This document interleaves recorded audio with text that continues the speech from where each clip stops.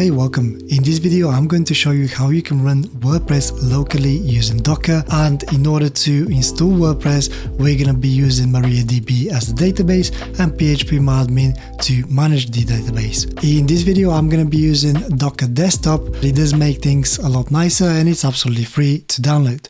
So go to the official website if you wish to follow along and download it for your machine and just make sure you install it. The first thing that you need is a project folder.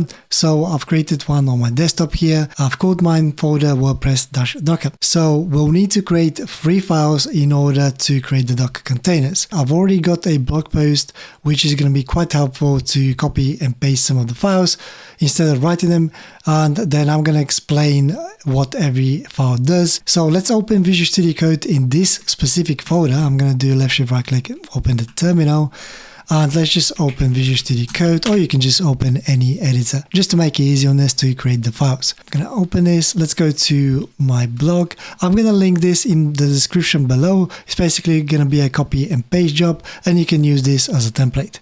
So first of all, we need to create a .env file. I'm going to copy this, go to Visual Studio Code, create a new file called .env. Paste the data inside here, and essentially we need to have database configuration. This is the name for the database, the user and the password. Because we're working locally, I don't really care what the username is and the password. I always just keep them as root and password, as they're not exposed to the internet. And then for the container names, they are important because they need to be unique. So in this case, maybe I can just do WordPress_Docker and then DB. So I'm going to copy this and paste it twice like so. And basically we have one for the database container, one for the WordPress container name, and one for the PhpMyAdmin. After this, we have WordPress configuration. This is going to be the port number which we're running our WordPress on. So this would be localhost with the port of 8080. And then for the PhpMyAdmin, we're going to be using 8081. Save this and let's go back to my blog. Let's add this uploads.ini file, and this is essentially going to modify the uploads max file size. So if you're uploading big plugins, that will be quite nice for you. So let's do a new file, uploads.ini, and then paste this. Let's go to the last one here, which is the Docker Compose file with the services. So I'm going to copy and create a new file, and this one is going to be Docker compose.yaml,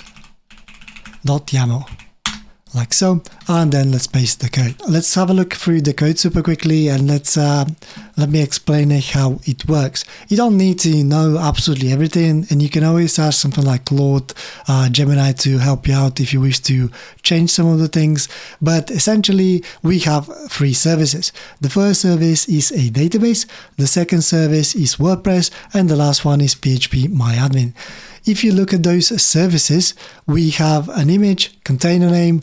So the image itself, this is going to be the image that you want to install. So in this case, I'm installing MariaDB and I want to grab the latest. Now you might be wondering, well, how do you know this? Well, you can check this if you go to the official Docker container website, so hub.docker.com, and then from here you can actually find the official images. So as you can see, we have Postgres here, Node, Ubuntu, and so on. So in this case, if we look for, let's say, WordPress,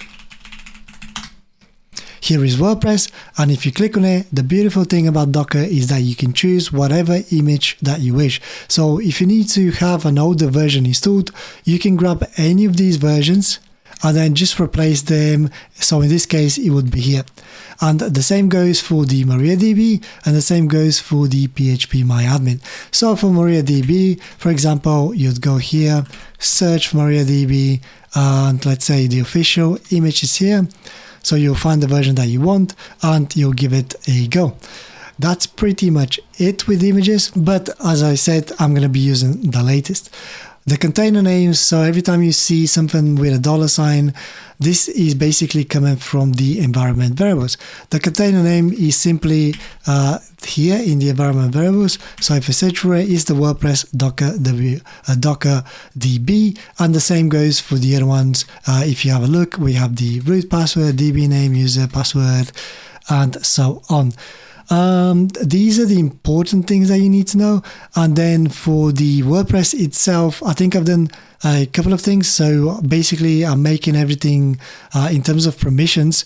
I've put this so you don't get any problems with permissions, like when you update plugins and so on. And then for the uploads, we've already done this. So the uploads ini, which will allow us bigger file size to upload, like plugins, images, etc.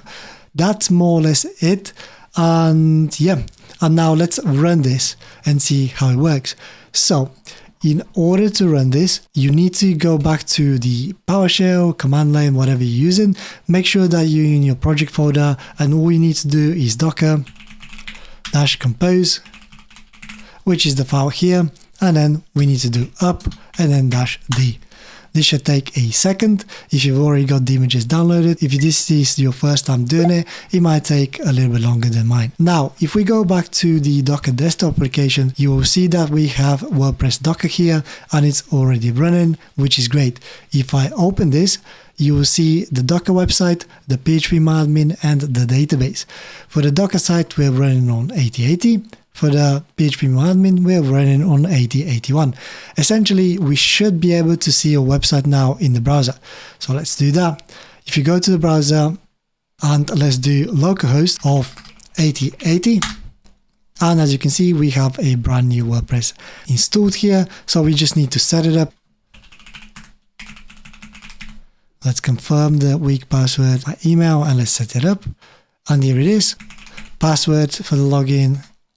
And now you should be able to update your plugins, install new ones, and so on. Hey guys, sorry to pause the video. I just wanted to share one of my projects. AdSense pays nothing these days and I've got no sponsor. So let me take 10 seconds to show you. TimeTrack is a dead simple time tracker and invoicing tool for small business owners and freelancers, and I'll leave the link in the description below. And now back to the video.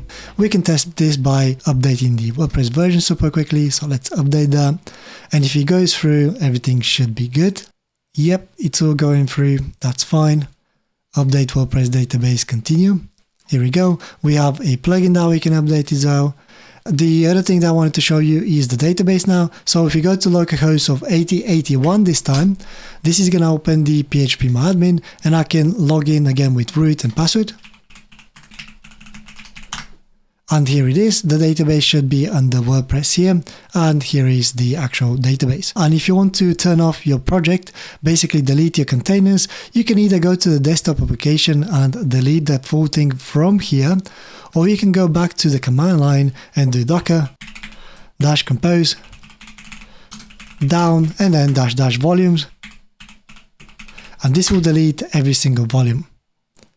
Here we go. So that was going to be everything, but I actually forgot to show you where you can find your files. So let me do Docker compose up again one more time. So the files, basically when you install Docker desktop, this creates a Linux subsystem for you. So if you go here on Windows, unfortunately I don't use Mac, so I wouldn't be able to tell you where it is, but you can always Google it.